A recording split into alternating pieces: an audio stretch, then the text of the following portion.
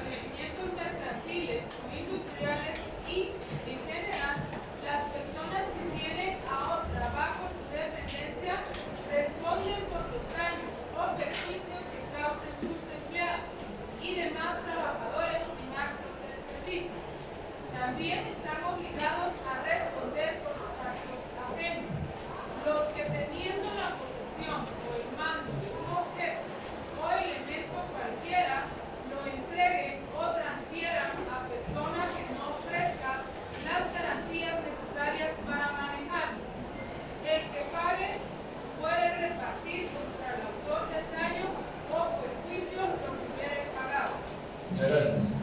Fíjense, compañeros, que este es un tema sensible, realmente, porque aquí estamos platicando sobre la responsabilidad que pueden tener los patronos de cualquier establecimiento.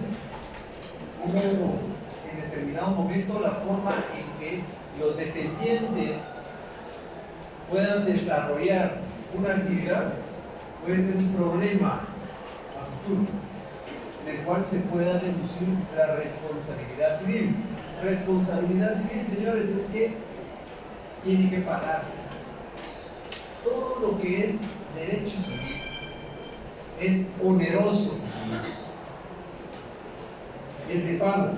Así como el derecho penal se deducen responsabilidades penales en las cuales se puede limitar la libertad de una persona. En este caso no es así. En este caso es que pague por ese daño. Y aquí específicamente en esta situación, en la responsabilidad de los patronos, es la responsabilidad que pueden tener por el mal desempeño que tengan las personas que laboren para ellos. Y eso sí es un problema, compañeros, porque relativamente hay muchas situaciones en las que se presentan este tipo de problemas en la práctica. Gente que pues, tal vez el trabajo no está de conformidad como deba de realizarse, con la responsabilidad profesional que debe de realizarse, y es el patrono que debe responder.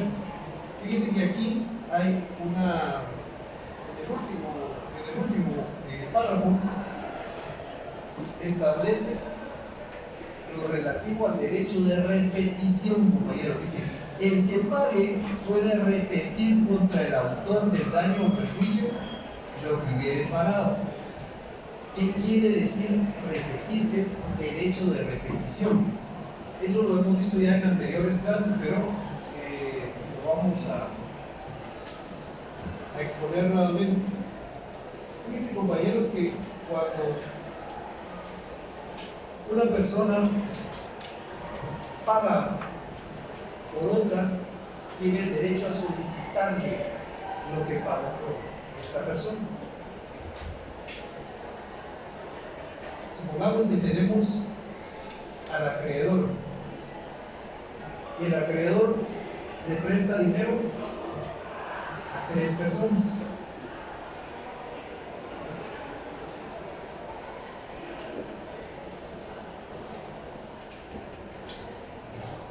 Les presta 1.500 quetzales, una totalidad de 1.500 quetzales, es decir, 500 quetzales a cada uno.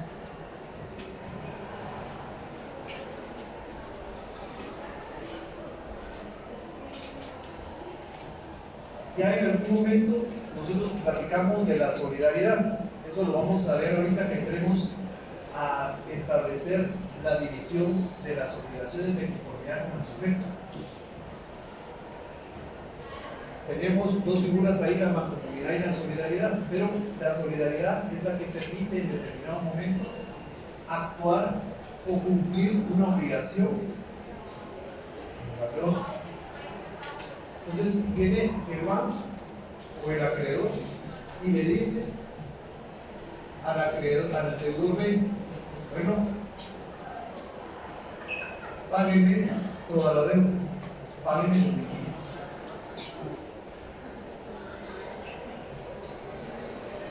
Entonces, el deudor B nos va a tener que pagar. Es decir, va a pagar lo que le corresponde a él y las partes alícuotas que le corresponden a cada uno de los demás deudores.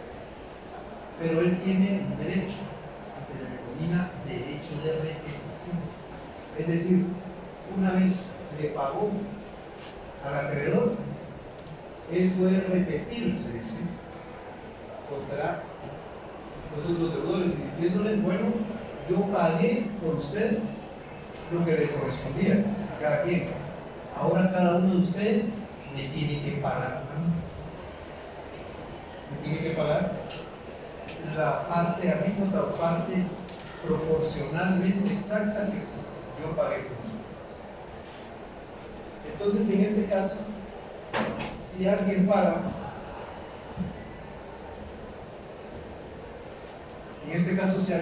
como dice el artículo, tiene el derecho de repetir en favor de quien pagó.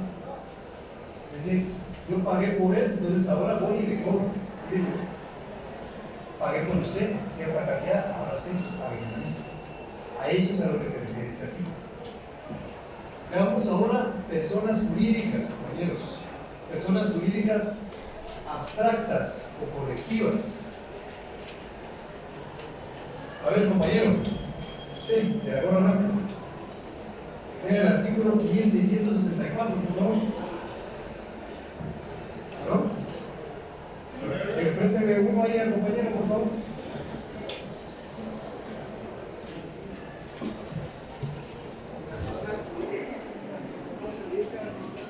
Ponerla aquí atrás.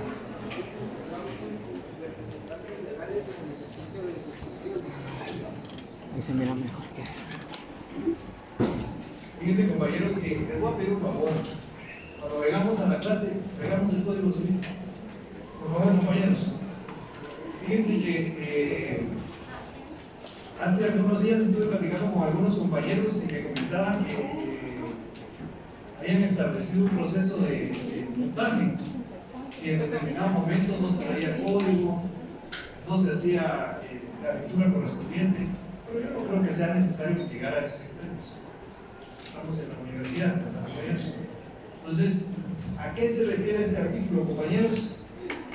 Las personas colectivas, personas abstractas o personas jurídicas son las entidades que nosotros conocemos, ¿verdad? Entidades que actúan como personas que en determinado momento tienen algún tipo de personas bajo su cargo, que son un grupo de personas las que lo conforman. En este caso, para que ellos puedan en determinado momento comparecer, contraer obligaciones, entonces lo harán a través de un representante. Entonces miren lo que dice el artículo: las personas públicas son responsables de los daños o perjuicios que causen sus representantes legales. Si hay un representante legal que no está actuando de conformidad como la ley lo establece, o está actuando de manera distinta a las funciones que establece la escritura que constituyó a la persona jurídica, entonces se le pueden deducir responsabilidades. Entonces ustedes se recuerdan, eso fue ya hace algunos años, que se giraron, en este caso se dedujeron responsabilidades penales, pero también habían responsabilidades civiles de representantes legales que no habían, de entidades que no habían cumplido con el pago de impuestos, y se giró la orden de aprehensión en contra del representante legal. Entonces eso hay que tener cuidado, porque el representante legal realmente es como la parte material en determinado momento de una persona jurídica. Por eso hay que tener siempre en consideración esto. Vemos que a través de situaciones en las cuales uno consideraría que no pueden haber infracciones o transgresiones a la ley, pues se las hay. Veamos ahora Estado y municipalidades, compañeros. Artículo 1605. Compañeras, por favor. Sí, por favor.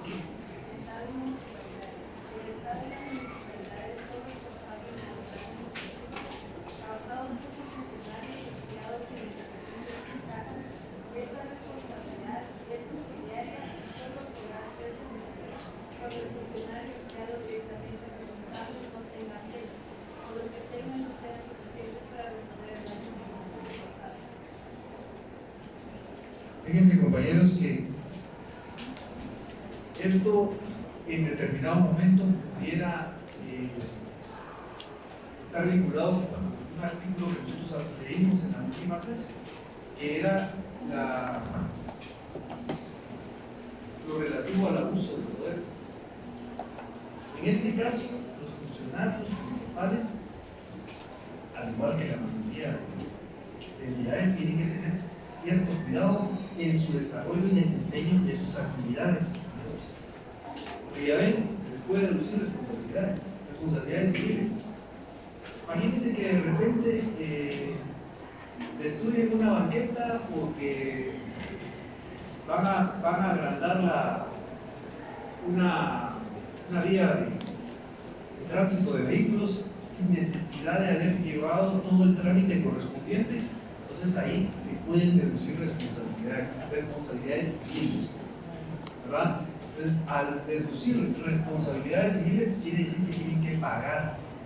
Y precisamente por eso, el segundo párrafo del artículo hace referencia a eso. Dice: esta responsabilidad es subsidiaria y solo podrá hacerse efectiva cuando el funcionario o empleado directamente responsable no tenga bienes a los que tenga o los que tenga no sean suficientes para responder el daño o perjuicio causado. Cuando en determinado momento no tiene dueños, no tiene bienes suficientes, entonces podrá ser subsidiaria la deuda para un tercero. Pero debemos ver que nada escapa realmente, compañeros. Se tiene que ser muy cuidadoso en determinado momento, en muchas situaciones. Ya vamos a ver más adelante una en específico que creo que todos tenemos que tener presente. Veamos el artículo 1666. A ver, compañera, usted, lea el artículo 1666, por favor.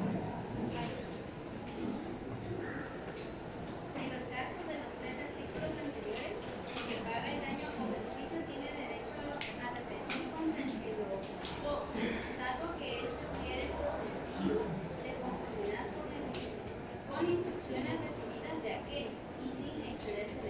Gracias. Fíjense, compañeros, que el asunto es el siguiente. El término derecho de repetición es algo que nosotros vamos a estar utilizando con alguna continuidad. Ya vieron aquí, ya este es el segundo artículo que vemos. Cuando en determinado momento alguien puede actuar, o sea, transgrediendo la ley, pero otra persona puede pagar por él. ¿Ya? Y después esa persona podrá repetir, es decir, solicitarle lo que pagó en lugar de lo que él debía haber pagado. Entonces, el derecho de repetición es algo que tenemos que tener relativamente claro. Es cuando se exige o se requiere el pago a otra persona. Cuando nosotros pagamos por otra persona, después tenemos el derecho de exigirle y requerirle el pago para que en determinado momento la deuda quede totalmente vencida. A ver, compañero. Y esto es como lo que hacen las aseguradoras, cuando en el momento de colisiones, en un caso ellos, por ejemplo, si no el asegurado, sino la otra persona tuvo la culpa, ellos absorben la reparación del vehículo del asegurado, pero le cobran años. Que por eso buscan que firme un compromiso de pago. Mire, fíjese que en este caso es muy similar, pero no es exactamente lo mismo. Porque lo que pasa es que en este caso la aseguradora le cobra a la persona que incurrió en el daño, ¿ya? Porque actúa en representación de la persona que está pagando el seguro, pero no necesariamente está pagando una parte que él pagó por la otra persona, es decir, no paga exactamente la parte alícuota, es decir, la parte que le corresponde. Pero en el caso de las aseguradoras, aquí está el usuario que paga a la aseguradora y aquí está la persona que incurre en pongamos, el que incurre en el delito. Entonces, ellos vienen y llegan a un acuerdo con la aseguradora. Si aquí él tenía que haber pagado, quedémonos en 500 quetzales. Entonces, él viene y le paga a él los 500 quetzales, pero se los requiere a él. Pero a él le está requiriendo la totalidad. No hay otros involucrados, no hay partes correspondientes. Entonces, por eso no es un derecho de repetición como tal. Es otra forma de manejar las cosas. El derecho de repetición es cuando se paga una cosa que está subdividida en otras personas. No sé si respondo su pregunta, Belén. A ver, compañero. El fiador. Fíjense que lo que pasa es que el fiador es una figura un tanto controversial, y les voy a comentar por qué. Resulta que dentro de un préstamo, un crédito, existen deudores, ¿verdad? Están los deudores, está el acreedor, pero hay una tercera figura que es el fiador. El fiador responde únicamente si los deudores no pueden pagar, pero no es un deudor. Realmente pareciera como que fuera un contrato dentro de otro contrato, porque responde con una fianza. Entonces, lo que sucede es que el acreedor se cubre totalmente las espaldas, creyendo que el deudor no paga, aunque tenga una garantía, otorgue una garantía. Entonces se llega al acuerdo de que el fiador va a ser el que va a pagar. pero no como un derecho de repetición, sino simplemente va a pagar por consideraciones específicas del contrato, una cuestión meramente voluntaria. Pero digamos, si el deudor no paga, yo le puedo Mire, lo que sucede es que en determinado momento aquí llegaría a su fin el crédito, la deuda. Entonces surgiría una nueva, que es el fiador en contra del deudor. En términos de generalidad y de practicidad es casi lo mismo, pero lo que sucede es que el fiador nunca es deudor. El fiador no tiene esa característica. El fiador ocurre como una persona que está otorgando una fianza, y puede ser que sea una fianza material, es decir, puede ser que sea quien esté dando la garantía, o puede ser que en determinado momento pueda pagar hasta cierta cantidad. No es necesariamente que cubra toda la deuda. Puede cubrir. A veces puede, depende de lo que lleguen a un acuerdo los contrayentes, las partes, sí podría pagar toda la deuda, pero no es siempre así. A veces tiene un porcentaje hasta donde puede cubrir. Entonces, por eso no es un derecho de repetición como tal, porque no son deudores. Como le decía, en términos de practicidad podría ser muy similar, pero no es exactamente lo mismo.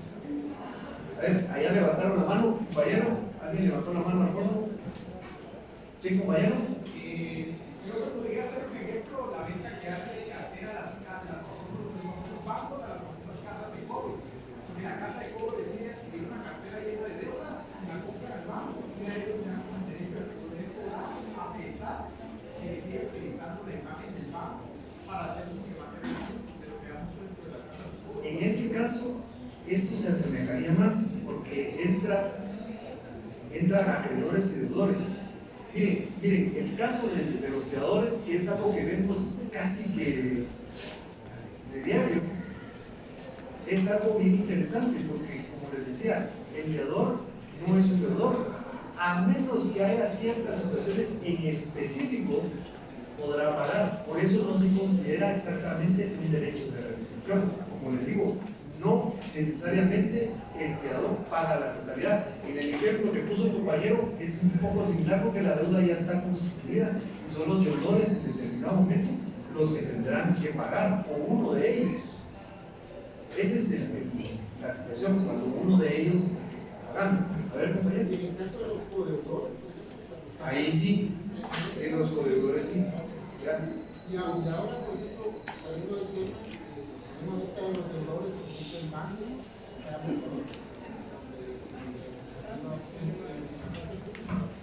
es que ahora el banco genera al deudor, y el fiador, y si uno no paga, le cuenta, pero así de inmediato. Ya el sueldo va, Pero esas son cosas. Recuerdan que al inicio nosotros hablamos de la crisis de la autonomía y de la voluntad, de las cláusulas abusivas, de procedimientos en los cuales sí interviene la voluntad de las partes. Ese es el problema. Ellos están aceptando esa situación. básicamente ahora el deudor es como un codeudor del préstamo. Se ve, por ejemplo, si uno entra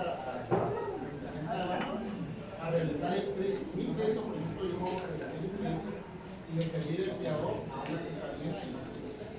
Ahora que yo veo el estado de cuenta para ver cuánto yo puedo hacer poseo de crédito, esa deuda de él a mí me aparece.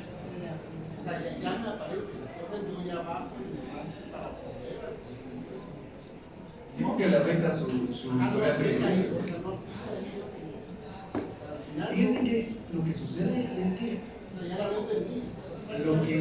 lo que sucede, pero usted no es deudor, no aparece así en el contrato. Sí, pero me lo aplica. No aparece, no es así. No aparece, pero inmediatamente el banco. Pero eso no es general. O sea, Si el banco lo tiene así, es porque las partes así lo aceptaron.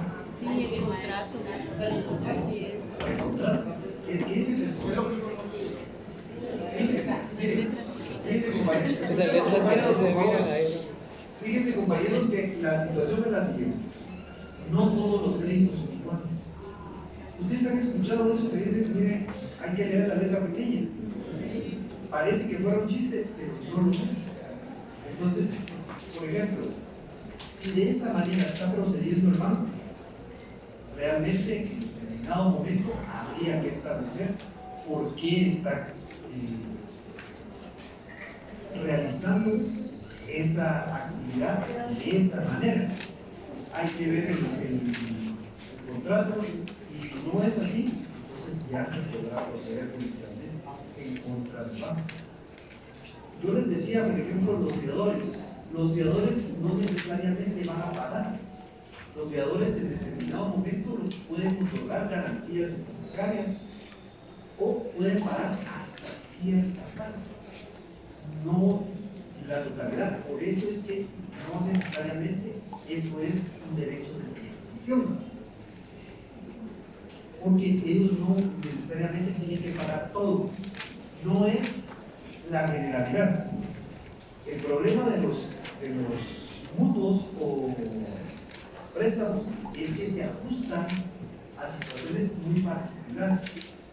Entonces, es por eso que el contrato se debe de leer muy bien para evitar ese tipo de situaciones. Porque ahí prácticamente ustedes están desarrollando una actitud como si fuera un poderoso, ¿ya? Y no es así. Tendría que vencerse el plazo o alguna otra situación para que el banco pueda entrar a requerir o trabar embargos o solicitar algún tipo de situaciones o herramientas jurídicas para poder requerir el pago, para poder hacerse el pago de la deuda que se contrajo. Entonces, solo así habría que ver por qué razón está actuando de esa manera. Generalmente actúan así cuando el deudor no ha cumplido y el plazo del deudor ya se venció. Es mensual. Ahorita lo están ejecutando. Es porque pagan la nómina mes, no logran ejecutar el préstamo del deudor y agarran al deudor. lo que está pasando ahí es que el deudor no pagó. Si tenía 12 meses para pagar, no pagó. Entonces están procediendo, el banco está procediendo. Es que están a mes, o sea, usted va al día, Sí. este mes, por ejemplo, el ISS las suspendió, no le hicieron el depósito de... Sí, pero es porque el plazo está vencido. El deudor tuvo que haber pagado. Entonces, por eso es que están procediendo de esa manera. ¿Ya? Ahora hay casas de préstamos que hacen préstamos grupales. Entonces, estas casas sacan un crédito y se lo dan a un tipo de esto sí se asigna a... Depende. Lo que pasa es que el acreedor le puede requerir la totalidad del pago a uno nada más. Y después a uno del grupo. Y esa persona le va a requerir al resto del grupo que le pague lo que él pagó por él. ¿Sí? Ahí sí se asemeja bastante. Perdón, compañeros, perdón. Usted le ha levantado la mano, compañero. Sí. Con respecto a esto, en la teoría del riesgo creado, acá se le quita entonces la obligación al patrono, ¿no? Porque, por ejemplo, si se comprueba que fue un mal causado por él mismo, entonces se podría optar al derecho de repetición. No es así, o sea, no va ligado. Mire, lo que sucede es que si ustedes se dan cuenta, todos estos artículos traen una parte general donde señala a una persona en específico, pero hay una excepción. Y tal como usted dice, hay una excepción en la cual el patrono podría desligarse, podría no pagar. Recordemos que todo esto es bajo un trámite en específico, un trámite judicial. Y si no se comprueba que el patrono incurrió con algún tipo de responsabilidad, entonces no va a pagar. Van a repetir o van a utilizar a otra persona, a un tercero. A ver, ¿quién más haya levantado? A ver, usted, compañero. Por ejemplo, lo que estábamos viendo los deudores y fiadores, si el deudor no paga y el fiador termina de pagar la deuda, él podría pedir derecho de repetición del bien. Esa fue la pregunta que hizo precisamente el compañero. No, pero por ejemplo, si el fiador termina de pagar una hipoteca, digamos, el fiador puede pedir que la hipoteca se la pague, o sea, que la casa se la pague a nombre de él. Solo le dice el favor al deudor. No, porque está pagando la deuda De alguien del más. deudor. Es como que fuera. O sea, le hace favor. Exactamente. Sí. Él está pagando nada más lo que dejó de pagar el deudor. A ver, compañeros, escuchemos esta última intervención, por favor. En el ejemplo de las municipalidades, ahí indica que si el funcionario no tiene los recursos, la municipalidad cubrirá los gastos, pero la municipalidad le puede pedir después.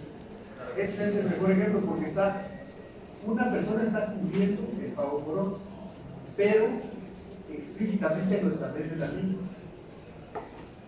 Lo que sucede es que en los contratos, el contrato es ley, por eso no se puede tomar como un derecho de repetición, que el fiador después le diga, yo pagué lo que debía el deudor, que me lo pague, que es algo similar a lo que está exponiendo, que es precisamente lo que dice la ley. Pero en este caso, como los contratos son ley entre las partes, y el fiador no es un poder, y tampoco lo establece así el contrato, entonces por eso es que no hay un derecho de repetición. Ahí inicialmente se iniciará otro proceso, un proceso para que se devuelva o se haga el pago del acreedor, pero no es un derecho de repetición como tal. O sea, en la práctica podría hacerlo, pero doctrinariamente no lo puede ser porque no está dentro del contrato, no tiene esas funciones, no tiene las funciones del deudor. A ver, compañera. Bueno, entiendo que no aplica lo del fiador porque uno cuando es fiador voluntariamente va a respaldar a la otra persona y uno firma un compromiso. Por eso no aplica este caso. Ahora, en este caso de los... ¿cómo se llama? No, en el caso de los... ¿qué es? Derecho de repetición. Por ejemplo, yo estoy en el departamento de nóminas. A mí me toca que pagar horas extra. Y vengo y le deposito a un fulano el doble de lo que le tenía que pagar. Viene la empresa y me dice, te voy a tener que cobrar a ti lo que pagaste de más. Y entonces vengo yo y tengo que hacer la gestión para que el trabajador haga el reembolso de lo que se le depositó de más. Lo que sucede es que tenemos que tener en consideración algo, compañeros. En todo lo que estamos viendo, si ustedes se dan cuenta, hay una transgresión a la ley. En este caso no. Este caso es enriquecimiento sin causa, porque se depositó a otra persona por un error. Ya, no hay una transgresión a la ley. En estos casos sí. Entonces ahí no aplica el derecho de repetición. En el caso, para que pueda aplicar el derecho de repetición con los deudores, explícitamente lo debe decir el contrato. Eso lo vamos a ver cuando veamos la mancomunidad solidaria. Explícitamente lo tiene que establecer. Si en determinado momento lo establece de esa manera el contrato en referencia al fiador, pues será distinto, pero como les digo, en términos pragmáticos puede ser muy similar a un derecho de repetición, pero no lo es. A ver, compañera. Digamos, en los créditos hipotecarios, cuando las personas compran inmuebles que afectan los núcleos familiares, ahí sí se da el derecho de repetición porque son tres los deudores, deja de pagar uno y los otros pagan la parte del hijo de la. Así es, eso es en términos de generalidad. Pero a la hora de querer cobrar esa obligación, digamos, entre particulares, no es tan fácil, se vuelve privado. Sí. A menos de que lo metan por un proceso de conocimiento y ya lo haga por orden de juez. Sí, puede ser. Lo que pasa es que está sustentado por la misma ley. O sea, tiene derecho a repetir, aunque sea un procedimiento posterior. Bueno, compañeros, veamos ahora El apremio en prisiones ilegales.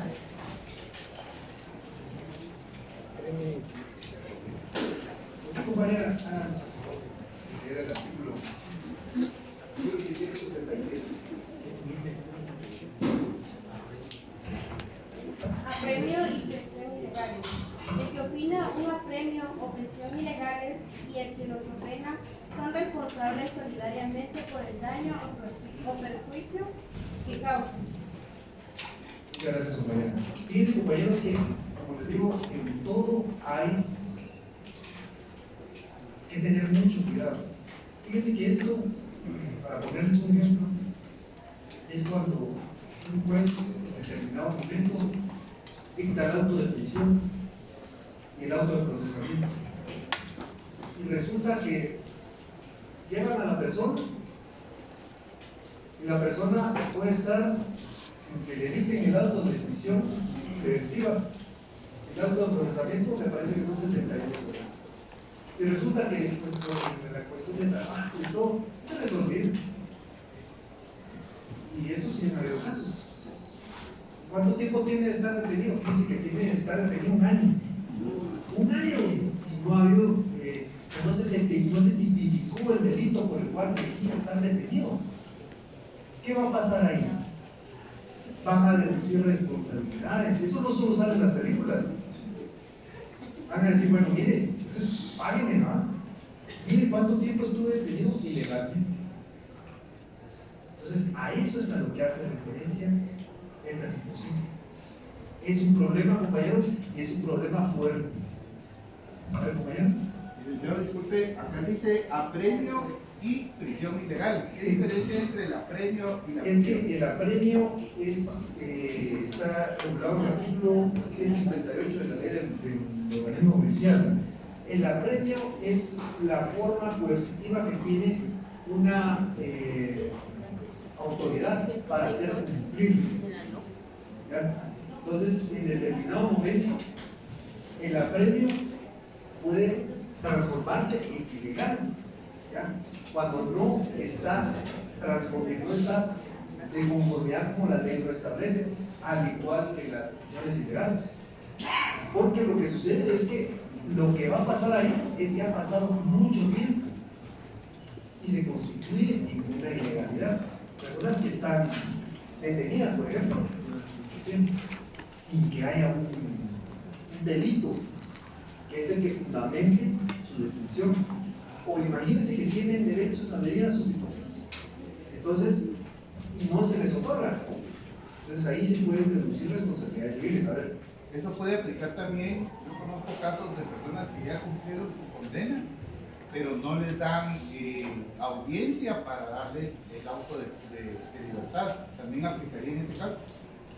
Lo que sucede es que aquí son prisiones ilegales, mire, o probablemente, si es que eso trasciende un poco más del tiempo en el cual debieron de salir, ¿verdad? Porque hay que recordar que aquí intervienen autoridades, aquí hay jueces y otras entidades. Probablemente habría que analizar bien el caso porque no han extendido la libertad, la orden de libertad, para que pueda salir la persona. Pero si se demuestra que sí hay un procedimiento anormal y que se extendió mucho más sin causa justificada, entonces sí se puede deducir responsabilidades. Que normalmente lo que le han dicho a la persona es de que no hay espacio para poderle asignar audiencias. Entonces, como los juzgados están saturados, lo dejan 3 meses, 2 meses, y a veces ya está cumplido 1 año y medio, y ya cumplió su condena, pero como no le dan la audiencia para darle el auto, entonces ahí está todavía, ¿no? Sí, pero ahí sí necesita en determinado momento una acción legal que haga que esa situación camine. Se puede en determinado momento plantear otro tipo de acción, porque esa no es una justificación. Ahora miren, compañeros, leamos el artículo 1668. Este era el artículo del cual yo les estaba platicando. Dice, el profesional es responsable por los daños o perjuicios causen por ignorancia o negligencia inexcusables o por divulgación de los secretos que conocen con motivo de su profesión. Fíjense, compañeros, que ya creo que es interesante e importante hacerlo ver. En el caso de ustedes ya están a la mitad de la carrera. Ustedes ya están en quinto semestre y 2 años y medio más están terminando la carrera. Entonces hay ciertas situaciones en las cuales hay que poner atención. Les pongo un ejemplo. Resulta que en determinado momento llega una persona a su oficina y le dice: mire, fíjese que yo quiero comprar una casa. Pues está bien. Por favor, elaboremos el contrato. Los contratos que tienen que ver con fincas, con casas, bienes inmuebles, tienen que elaborarse en escritura pública, porque deben de ir inscritos. Entonces resulta que vengo yo y le digo: bueno, está bien, pero mire, la verdad, me quiero ahorrar lo más que se pueda. Entonces hagamos un documento privado con legalización de firma y lo elaboramos de esa manera. Cuando la persona quiere ir a registrar esa venta, resulta que no se puede, porque no se lo van a inscribir, porque no está elaborada en escritura pública.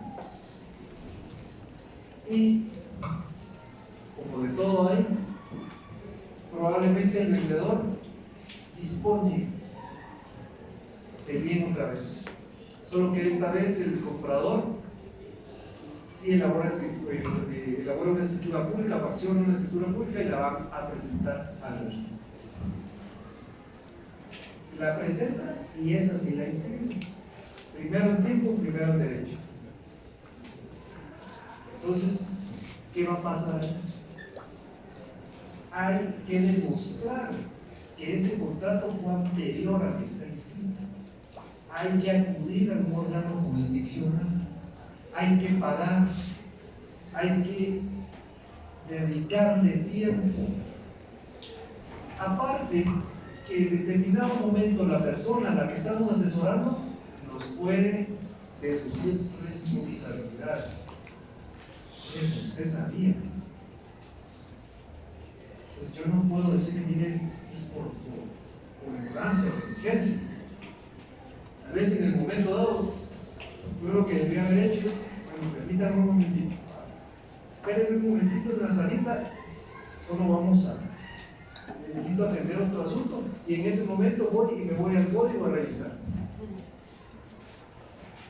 Entonces, para evitar este tipo de problemas, porque el ejercicio profesional sí puede transgredir la ley y se pueden deducir responsabilidades. Este ejemplo que les pongo es un ejemplo que puede suscitarse. O sea, pueden haber otro tipo de cosas en los cuales, por el ejercicio profesional mal empleado, pueden haber problemas. A ver, compañero. Por ejemplo, mire, a mí me pasó un caso, ahorita con lo que usted dice, tuvimos la oportunidad de comprar un inmueble, pero ese inmueble tiene una acción del condominio, pero eso se compró con una compraventa privada. El inmueble sí se compró con escritura pública. En el caso de la acción, digamos, sí es válido que haya sido por medio de un contrato privado, como al final eso no está inscrito, bueno, no estaba inscrito, sino que era con la administración del condominio como tal. Fíjense que eso sí se puede. Lo que sucede es que si lo hubieran hecho en escritura pública, aumenta el precio total y sobre eso lo hubieran en determinado momento deducido impuestos. Entonces, por eso es que lo hacen de esa manera. En algunos casos, también las mejoras y cosas que tienen que ver con bienes inmuebles, a veces lo hacen en un documento privado o en otra escritura, pero por eso no tiene que inscribirse. Ya lo que se inscribe es la compra y venta del bien inmueble. Ok, gracias. Entonces, miren, compañeros, esto es algo interesante porque en determinado momento puede provocar problemas en el ejercicio profesional, ¿verdad? Pueden deducir responsabilidades. Veamos el artículo 1669, por favor, compañeros. Dueños de animales. El dueño o poseedor de un animal o el que lo tenga a su cuidado es responsable por los daños o perjuicios que cause, aun en el caso de que se le hubiera escapado o extraviado sin su culpa. Pero si el animal fuere provocado o sustraído por un tercero o hubiese mediado culpa del ofendido, la responsabilidad recaerá sobre este y no sobre aquellos. Este es un problema, no sé, tal vez alguno de ustedes en algún momento no sé si habrá oído o escuchado o ha visto en las noticias cuando animales atacan a una persona, ¿verdad? Por ejemplo, los perros, hay perros que son muy agresivos, entonces ya vemos que sí se les puede reducir responsabilidades. Es decir, imagínense, hay perros que son capaces de matar a una persona. Centrándonos en los perros, ¿verdad? Que son los animales más cercanos en determinado momento, ¿verdad? Pero vemos que sí se puede reducir responsabilidades que también en algún momento pueden transgredir la ley. Hay daños que deben de repararse. A ver, compañeros, se levantó la mano. Sí, este tema se da mucho en los pueblos, digamos. Alguien tiene sus vacas, sus caballos, que salen de los carros, salen de medianoche en la carretera, salen al accidente. Entonces, el que conoce el lugar va a buscarle el fierro a quien pertenece, con el fierro que tenga el animal, digamos, entonces ya puede buscarlo en el registro de la responsabilidad para que sepa poder pedir una responsabilidad. No es más común verlo aquí en la costa sur del país, en la afuera. En el caso de los centros urbanos, lo que más se ha presentado son ataques de perros. O por lo menos es lo que más aparece en las noticias. Entonces, vemos que no solo hay responsabilidades penales, también hay responsabilidades civiles. Y el problema de las responsabilidades civiles es que sí puede acabar con la vida ecológica de la persona. A ver, compañero.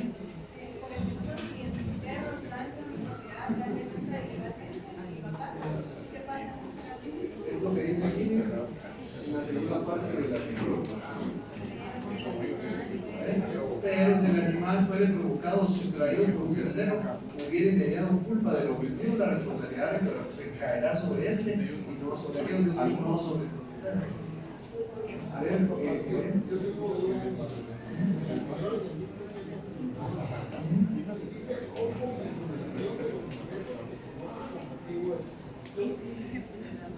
a eso se refiere, porque cuando un abogado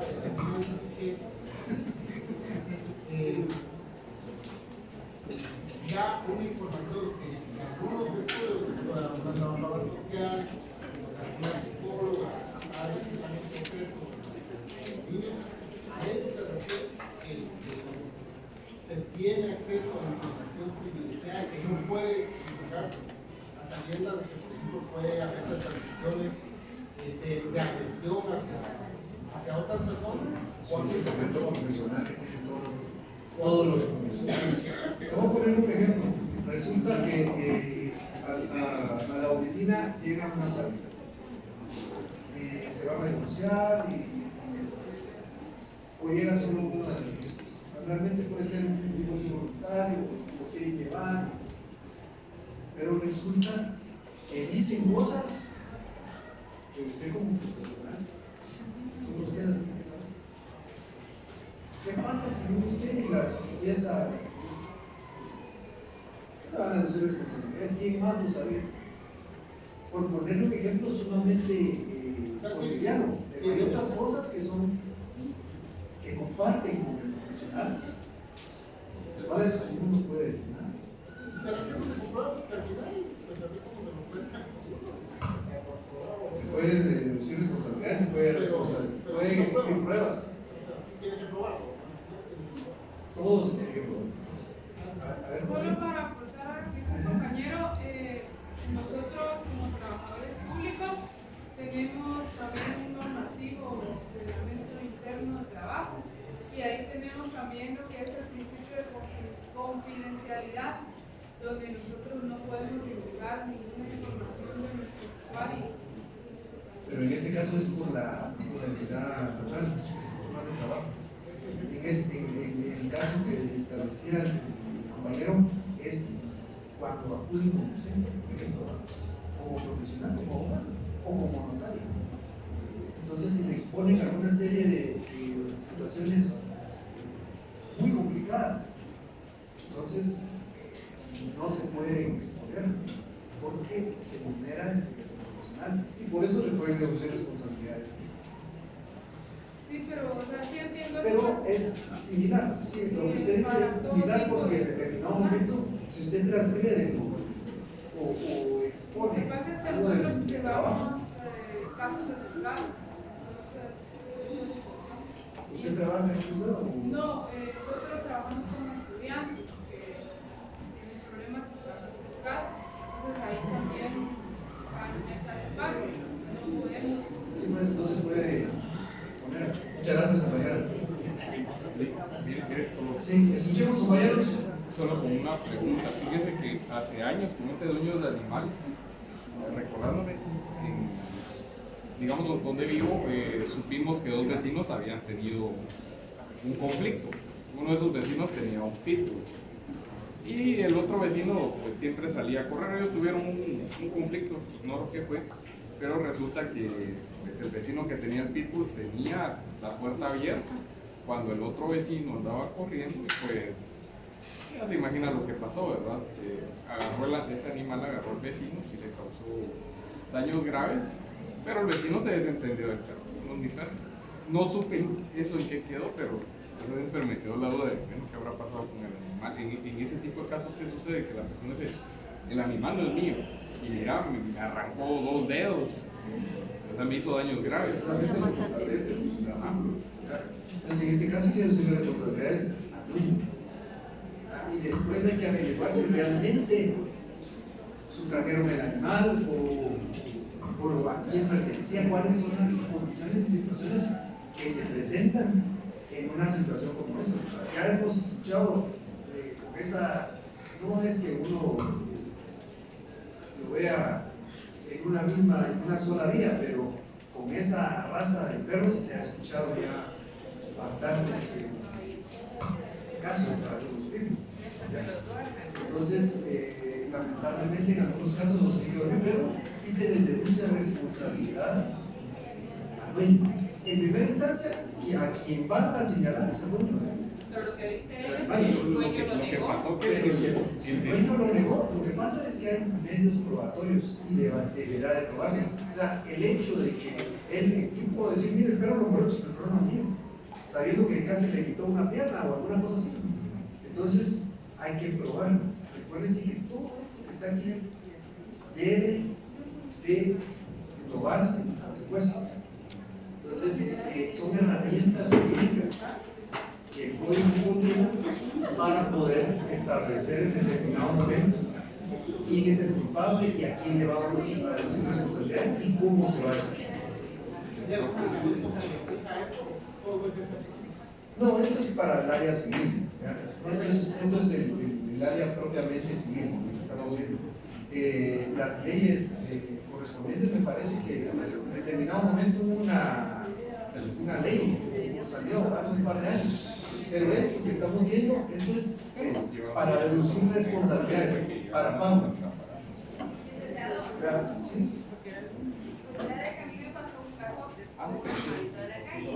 Escuchemos, compañeros, por favor. Este animalito yo le daba comida. Entonces un niño vino y le comenzó a pegar con palos, ¿verdad? Entonces el perro lo mordió. Y como yo le daba comida, a mí me llegaron a cobrar las vacunas. O sea, yo no era dueña. El niño, o sea, del niño.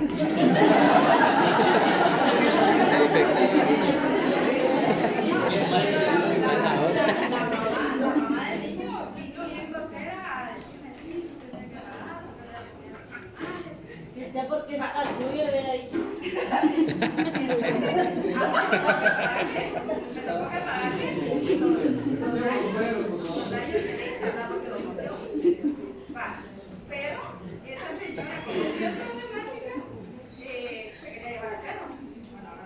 Entonces me hizo que le pagara las vacunas a su hijo porque no quería ir al centro de salud. Y al final que en un hospital, en un sanatorio, o sea, no en cualquiera sale de esa vacuna. Entonces a la ley me tuvo que llevarla al centro de salud. Pero a mí me cobraron 400 quetzales de ella. Porque no dejaba de alegar. Sí, y no dejaba de alegar, pero al final se me quedó con el certificado.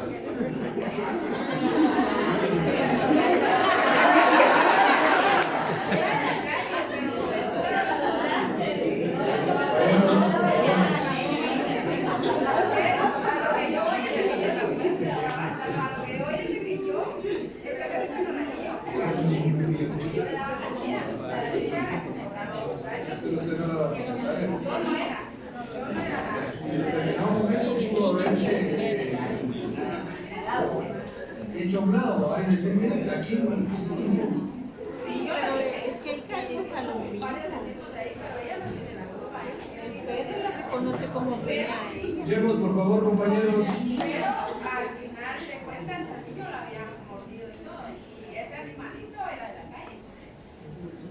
Veamos lo que dice el artículo. ¿Qué es el propietario? ¿Usted es la primera propietaria? No. ¿Por qué yo con eso? Lo desconozco.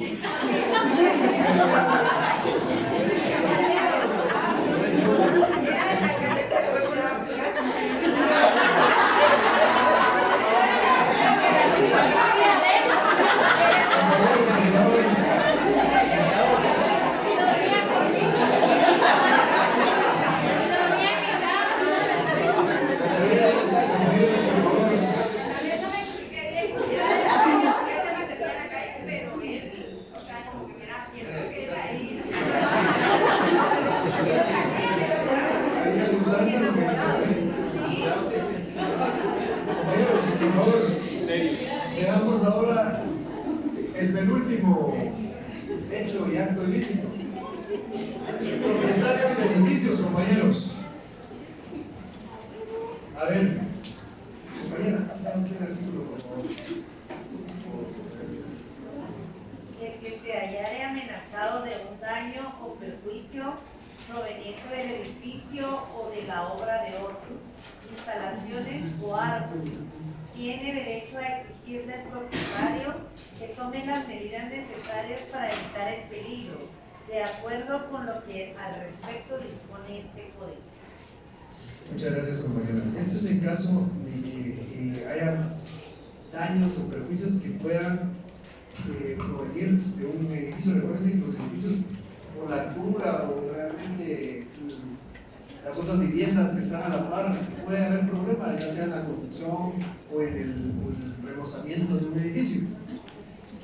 El siguiente artículo, compañeros, dice: el propietario de un edificio es responsable del daño o perjuicio causado por la ruina total o parcial del mismo. Si la ruina se debió a defecto de construcción, la responsabilidad del dueño será solidaria con la del constructor, pero el propietario podrá repetir contra aquel para reembolsarse de lo que hubiere pagado por los daños o perjuicios sufridos. ¿Qué quiere decir esto, compañeros? Lo que pasa es que no necesariamente el propietario de un edificio es el constructor. Entonces, muchas veces el constructor, si el constructor incurre en algún tipo de problema, se le van a deducir responsabilidades no solo a él, sino también al propietario. No sé si ustedes escucharon hace unos, ya hace un par de años, un caso que se suscitó en un edificio, creo que ahora está tan de moda la propiedad horizontal, donde explotó uno de los sí, ahí fue, y falleció la señora y el esposo, quedó vivo con el esposo.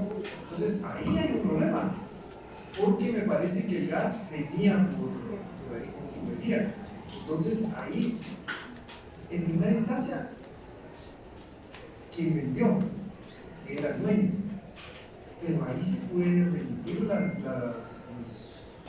daños y perjuicios al constructor, porque la construcción está mal hecha.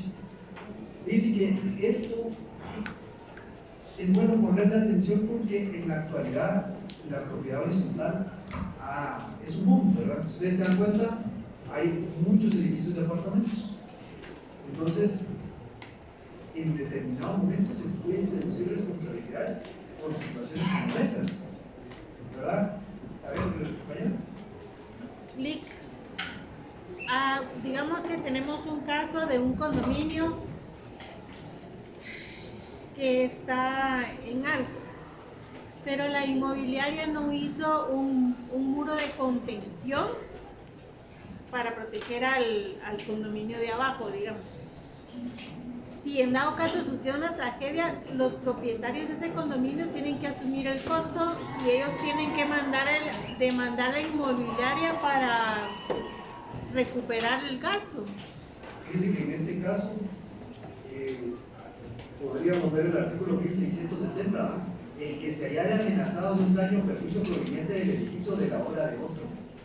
Entonces ahí el condominio que está a desnivel puede prever eso, o si se presenta y deducirle responsabilidades civiles al edificio que está arriba por problemas en la construcción. Entonces yo consideraría que es esto. Ahora veamos el último artículo de esto, compañeros, el artículo 1672. A ver usted, compañera. Usted no, usted ya leyó. Ah, ya. La compañera que está atrás. La acción para pedir reparación de los daños o perjuicios a que se refiere el delito. Describe en un año, contando el día en que el daño se causó, en que el procedido tuvo conocimiento del daño. No era el 72, Lic. Artículo 1672. Sí, no, pero va desde el 70 hasta el 72. Prescripciones del artículo 1673. Es el artículo 1672. Propietarios, arrendatarios, poseedores y en general las personas que se colocan a los bienes por los daños o perjuicios que causen las cosas que se arrojaren o cayeren en los mismos. 2. Por la caída de árboles cuando no sea ocasionada por fuerza mayor. 3. Por las emanaciones de cloacas o de fluidos de materias intoxicantes. 4. Por el humo o gases que sean nocivos, perjudiquen o causen molestia a las personas o a los propietarios. 5. Por los desagües, acueductos, instalaciones, depósitos de agua, materiales y sustancias que obedezcan o perjudiquen la propiedad del vecino. 6. Por el ruido, vibración, peso o movimiento de las máquinas o cualesquiera otra causa que origine el daño o perjuicio. En todos estos casos, el perjudicado tiene derecho a exigir que cesa la causa, deducido el daño y perjuicio, la indemnización y Muchas gracias, compañera. Fíjense que estos son causales. Son causales que en determinado momento pueden tomarse en consideración para deducir las responsabilidades. ¿Verdad? Debemos de tener en consideración, compañeros, la mayoría de situaciones que vimos. Aquí nos basamos mucho en el código, en este punto en especial. ¿Por qué? ¿Por qué, compañeros? Porque lo que pasa es que son situaciones causales ya previstos por la ley para poder reducir responsabilidades en caso hay transgresión de la legislación. Por eso es que era necesario leerlos y después comentarlos, ¿verdad? Porque en determinado momento estos son los que la ley establece para que se generen obligaciones, no hay para otro lado, ¿verdad? Entonces es conveniente, claro, hay que analizarlos e interpretarlos, ¿verdad? Sin ser muy positivistas, pero de esa manera nosotros podemos establecer cómo se le pueden deducir responsabilidades civiles si incurre en cualquiera de estos causales que establece la ley. El último artículo es la prescripción. La prescripción, compañeros, es el lapso de tiempo que se tiene para que en determinado momento se pueda plantear una acción. Dice el artículo 1673, prescripción. La acción para pedir la reparación de los daños o perjuicios a que se refiere este título prescribe en un año, contado desde el día en que el daño se causó o en el que el ofendido tuvo conocimiento del daño o perjuicio, así como de quien lo produjo. Entonces, fíjense compañeros que la prescripción, no sé si ustedes en algún momento escucharon, fue hace algún tiempo ya, de un candidato a presidente que se le acusaba en determinado momento de haberle dado muerte a 2 personas en México. Entonces, él decía, miren, lo que sucede, y él tenía toda una razón porque decía, lo que sucede es que el tiempo, el lapso de tiempo para poder plantear una acción en mi contra, ¿qué ha pasado? Entonces, eso es la prescripción, el lapso de tiempo para poder plantear una acción. En este caso, es de un año. Y aquí dice a partir de cuándo, para poder plantear daños o perjuicios. Supongamos el caso que nos expuso aquí la compañera, del condominio que está a desnivel en relación al edificio. Entonces tendrán un año para plantear esa acción para poder deducirle responsabilidades. ¿Y a partir de cuándo? Precisamente el artículo lo establece aquí, dice: a partir en que el ofendido tuvo conocimiento del daño o perjuicio, ¿verdad? O el día en que el daño se causó. Entonces, de esa manera se puede establecer a partir de cuándo empieza a correr el año, ¿verdad? Es el lapso de tiempo para poder plantear una acción. A ver, compañero. Decepcionado en el caso que planteó la compañera, por ejemplo, la constructora del edificio que está arriba, podría también deducirle responsabilidad a la municipalidad porque la municipalidad otorga un permiso de construcción en donde hacen una evaluación. Todos ahí tendrán que ver exactamente por qué razones que se produjo o se puede producir un daño. La inmobiliaria o el constructor estará en todo su derecho de establecer si la municipalidad también tiene algún tipo de responsabilidad. A ver, probablemente, sí, probablemente.